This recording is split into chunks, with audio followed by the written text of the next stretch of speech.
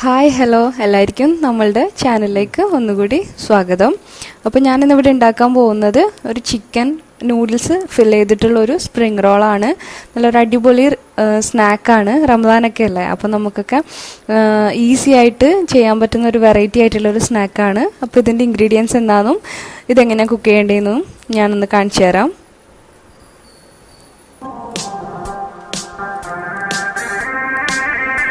ആദ്യം ഞാൻ കുറച്ച് ഒരു 1/4 ടീസ്പൂണോളം മഞ്ഞൾപ്പൊടിയും കുരുമുളകും ഉപ്പും ചേർത്ത് ചിക്കൻ ഒന്ന് തിളപ്പിച്ച് വേവിച്ച് വെച്ചിട്ടുണ്ട്. ഇതൊന്ന് ഷ്രെഡ് ചെയ്തെടുക്കാൻ വേണ്ടിയിട്ടാണ്. ഇനി ഒരു പാത്രത്തിൽ നമുക്ക് നൂഡിൽസ് വേവിച്ചെടുക്കാം. അതിന് വേണ്ടിയിട്ട് കുറച്ച് വെള്ളം വെച്ച് അതിലേക്ക് ഉപ്പ് ചേർത്ത് കൊടുക്കാം. ഇച്ചിരി ഒരു 1/4 ടീസ്പൂണോളം കുരുമുളകും 1 ടീസ്പൂണോളം നമ്മളുടെ എണ്ണയും, വെളിച്ചെണ്ണ ആയാലും സൺഫ്ലവർ ഓയിലായാലും ഏതായാലും. ഇത് നൂഡിൽസ് പരസ്പരം പറ്റിപ്പിടിക്കുന്നത് കൊണ്ടാണ്. അപ്പോൾ ഞാനിപ്പോൾ ഇവിടെ ഉപയോഗിച്ചിട്ടുള്ളത് മാഗി നൂഡിൽസിൻ്റെ ഒരു നൂഡിൽസ് കേക്കാണ്. അപ്പം ഇത് നമുക്കൊന്ന് കുക്ക് ചെയ്തെടുക്കാം. ഇപ്പോൾ ഒരു 80% കുക്കായി വന്നിട്ടുണ്ട്. നമുക്കിതൊന്ന് ഡ്രെയിൻ ചെയ്തെടുക്കാം. അതിനുശേഷം നല്ല തണുത്ത വെള്ളം ഒന്ന് മേലെ കൂടി ഒഴിച്ചു കൊടുക്കുക. കൂടുതൽ വേവാണ്ടിരിക്കാൻ വേണ്ടിയിട്ടാണ്.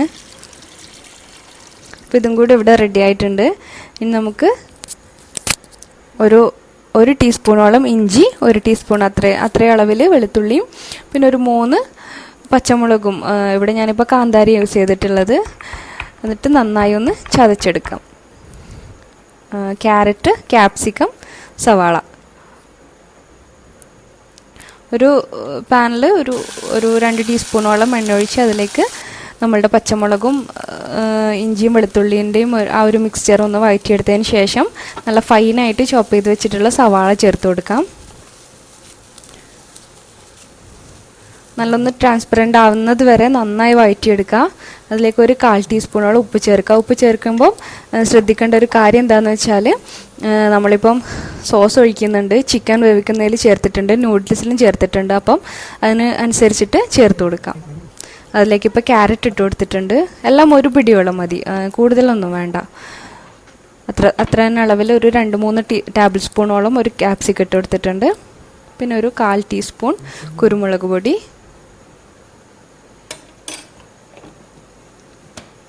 നിങ്ങളുടെ ഈ മസാലയിൽ ചേർക്കുന്ന എല്ലാ കാര്യങ്ങളും നിങ്ങളുടെ ടേസ്റ്റിനനുസരിച്ച് ചേർത്ത് കൊടുക്കാം. അതേ അളവിൽ ഒരു 1/4 ടീസ്പൂണോളം നമ്മളുടെ ചിക്കൻ മാഗി മസാലയും കൂടെ ചേർത്ത് കൊടുത്തിട്ടുണ്ട്. ഇതിലേക്ക് ഞാൻ നേരത്തെ പറഞ്ഞ പോലെ ഒരു 1/4 ടീസ്പൂണോളം സോയ സോസ് ചേർത്ത് കൊടുത്തിട്ടുണ്ട്. ഇതൊന്ന് നന്നായി ഇളക്കി കൊടുത്തതിന് ശേഷം നമ്മൾ നേരത്തെ തയ്യാറാക്കി വെച്ചിട്ടുള്ള നമ്മൾ ഷ്രെഡ് ചെയ്ത ചിക്കൻ ഇതിലേക്ക് ചേർത്ത് കൊടുക്കാം. ഒന്ന് മിക്സ് ചെയ്തെടുക്കാം.